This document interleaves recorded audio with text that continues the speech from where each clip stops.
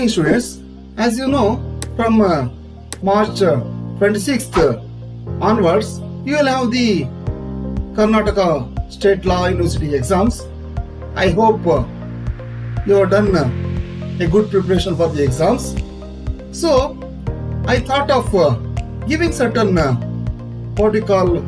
certain precautions while writing the law exams, while writing the KCLU law exams. That means, out of my experience, being a valuer, I have come across so many mistakes which normally committed by the law students in the law exams.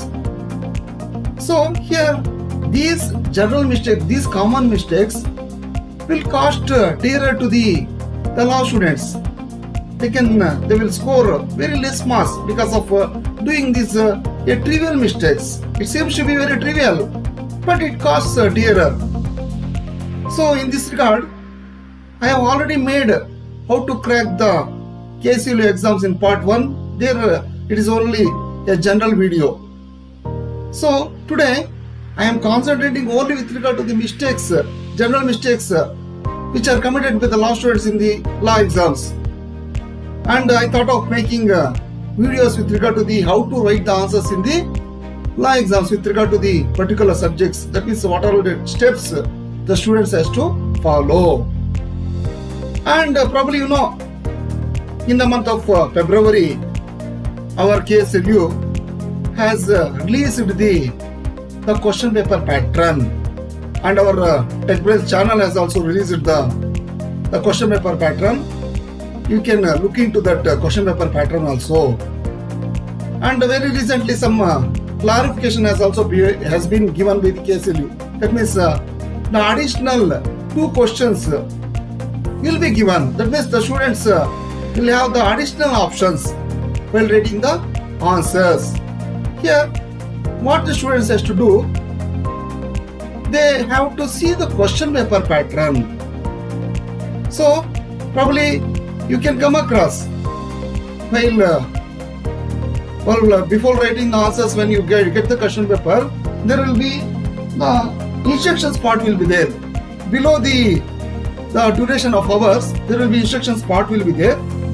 There you will have all the instructions with regard to which are all the questions are compulsory, and other instructions with regard to the answering the questions in 5 units, or with regard to the 5 of the remaining questions. That means you will have the certain amount of the option to select the questions, except certain questions are mandatory in nature.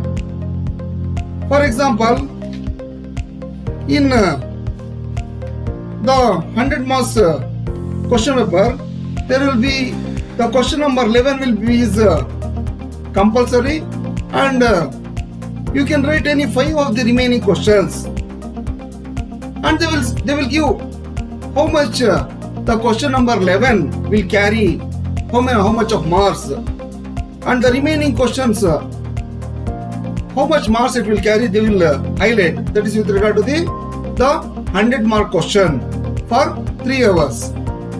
So here now in the question paper pattern, now you can write there will be 10 questions will be there. You can write the 5 questions, and with regard to the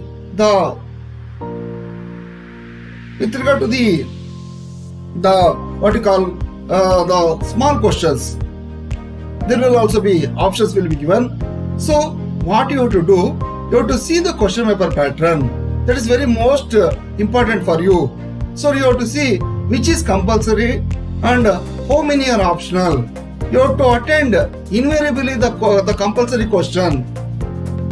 So here the students will not care with regard to the question paper pattern. That is the most mistakes they are going to commit, because unless they know which is compulsory, which are all optional, and what the students they will do, they will skip off the compulsory questions, and they will not see how many questions they have to write. Certain times they will write extra questions also. Here what happens? It is well and good you can write the 1 or 2 extra questions.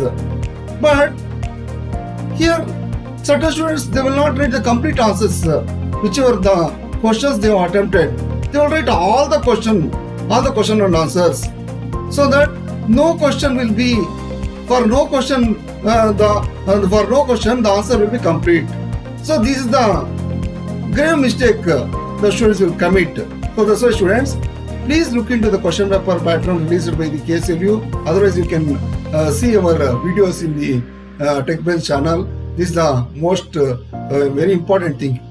And next one is, while writing the answers, the students they will not write the definitions, they will not write the sections, they will not write the section ingredients, they will not care with regard to the case class. Here, how the student will come to know these definitions, sections, ingredients and sections and case class means, while studying itself, they have to make the notes, self-written notes they have to make.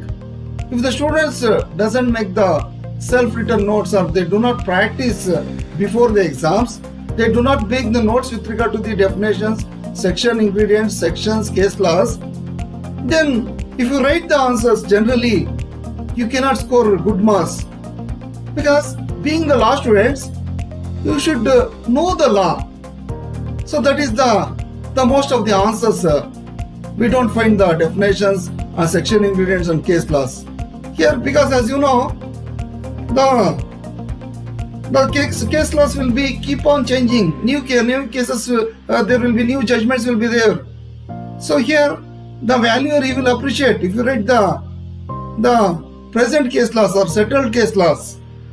And these sort of things we cannot find out in the answers. That's why students, please give attention to the definitions, section ingredients and case laws, etc. There are a number of things are there. Only certain things I have listed out. And the next one is the students, the law students, majority of the law students, they will not write the answers with legal content. That means what sort of the answers has been written by the students, that is majority of the students. I am not telling the no student will write. The certain students they will write, those who have studied well, those who have made the preparations for the exams, those who have attended the classes, those who know the law, they will write the answers with the legal content. But the students they will write, they will keep in memory. They will not make notes, and they will straight away they will enter the examination hall and they will write the answers without the legal content. So these sort of things we can generally observe in the answer scripts. Next one is the students they will not understand the questions properly. Here what happens, the students has to understand the questions properly. They have to read the questions properly. Certain times what happens, there will be with regard to some subjects, you have to refer the other subjects. For example, in environmental law, so at that time you have to know certain constitutional principles also, constitutional remedies also. For example, right to wholesome environment is an integral part of Article 21 of the Indian Constitution. Describe right to wholesome environment is an integral part of Article 21 of Indian Constitution. Describe. So here in environmental law, they are asking you to write with regard to how under Article 21 of the Indian Constitution, the right to wholesome environment is the integral part. That means here you know what the Article 21 it will say. Right to life and the personal liberty. That means right to drink the fresh water, safe water, right to inhale the pure or oxygen. So likewise, we have got the rights. That is the right to Right to life. Every citizen, he has got the right to life and personal liberty. Suppose some industry comes, it violates the what you call the environment. Then we don't have the right to life. So here you have to write in such a way. But what happens? The students they will write the questions of the Article 21. They will not write the environmental law with reference to the Article 21. They will write generally with regard to the Article 21. They will write all the things with regard to the Article 21 only. They will not touch the environmental issues. So same thing they will do with regard to the administrative law also. Here you know what are the sources of administrative law, you know. Here there will be a reference with regard to the constitutional law. And the students, they will write the constitutional law answers in the administrative law. They will not write the administrative law essence. So that's why majority of the students, they will fail in the administrative law. And here not only these subjects, the students, they will not understand the questions properly. That's why if a slight mistake in understanding the questions, then it will lead to the complete wrong answer with regard to the Hindu law, with regard to the Mohammedan law, with regard to the personal laws, with regard to all the law papers. That's why this is also common mistakes would have committed by the law students. Next thing is the law students, they will not care with regard to the writing the question numbers, sub-question numbers properly, legibly. Here, no doubt, the valuer, he will value the papers. He will find out what you have written. He will find out. But here it is the duty to write the question numbers properly, sub-questions properly, legibly. Certain times in writing in a hurry to write the answers, you will forget with regard to the writing the question numbers and sub-question numbers properly. Here you will write question number 11. You will write only 11. There will be two questions will be there. A and B will be there. You will just write 11. You will not write A or B. So in this way, the students, they will commit certain mistakes while writing the question numbers and sub-question numbers. And other thing is that failure to write the question numbers within margin. So this is the common thing we can observe. That means why the margin has been given. So out of in the margin, you have to write the question number. So within margin, you have to write the answer. So that is the common thing we know. So here, what the certain students they will write within margin, within the margin only. That means what is margin? I hope you understand. So within the answer where you have to write, there only they will write the question number. So here in margin you have to write the question numbers properly. And next one is failure to write the sub-question numbers. This is now normally we can see. They will not write the sub-question numbers also. And this is also will lead to some sort of the discomfort in the mind of the valuer. And next one is skipping of the word continued. So what happens? The certain students, they will write the answers in second page, and so all of a sudden they will start the other answer. And here the valuer could not able to recognize where the answer has stopped, where the new question has been started.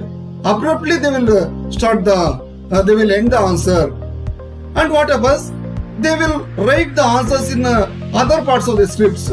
Here, while writing the answer for the definite question, here what happens? You have to complete the answers in that pages only.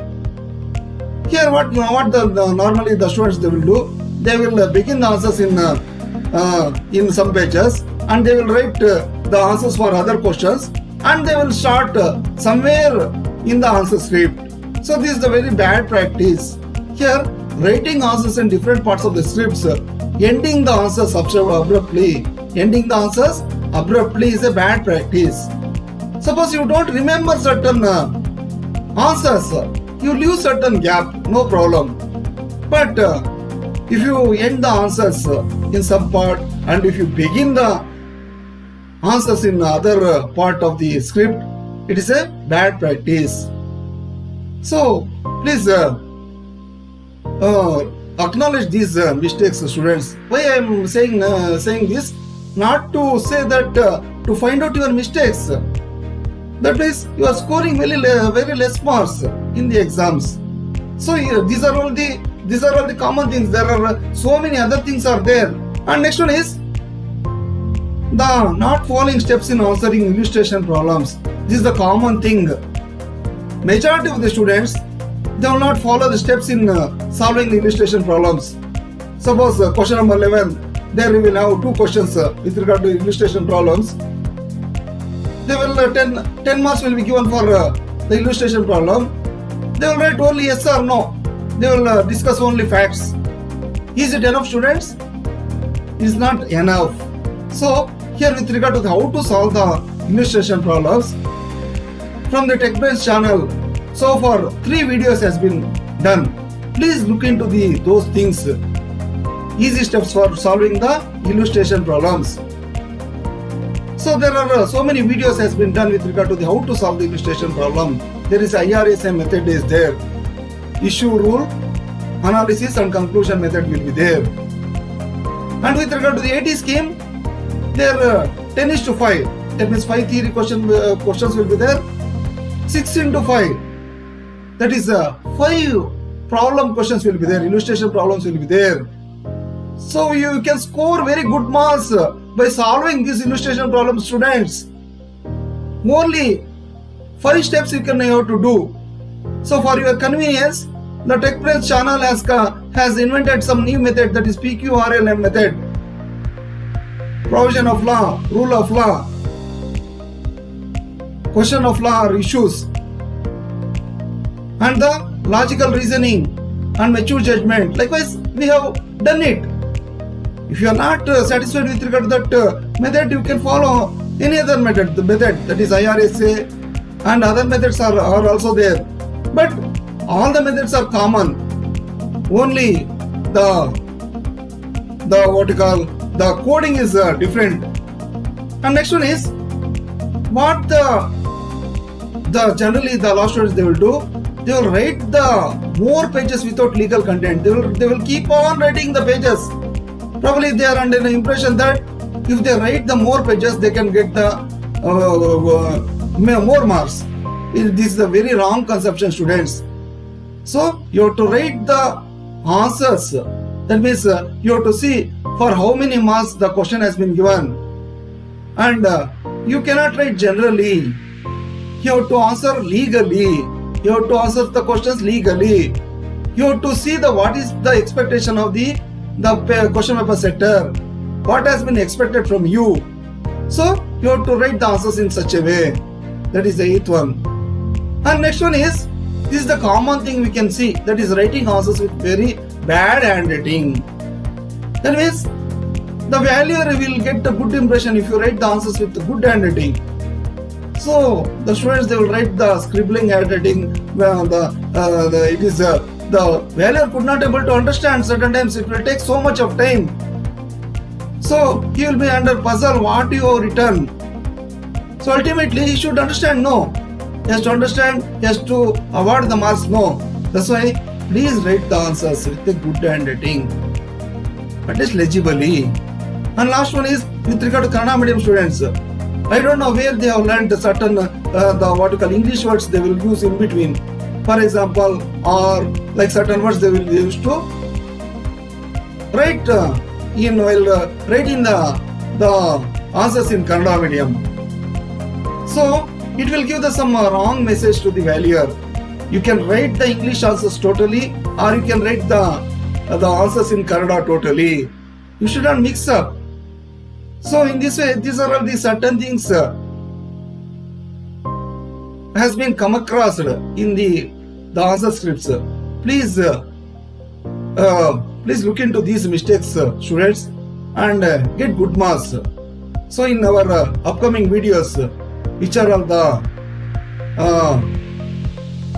which are how to write the answers in the exams, we are going to make it, and we are going to solve almost all the papers for the first sem, third sem, and the fifth sem. Hoping that God will give the energy to do this venture to help the law students. Good night, students.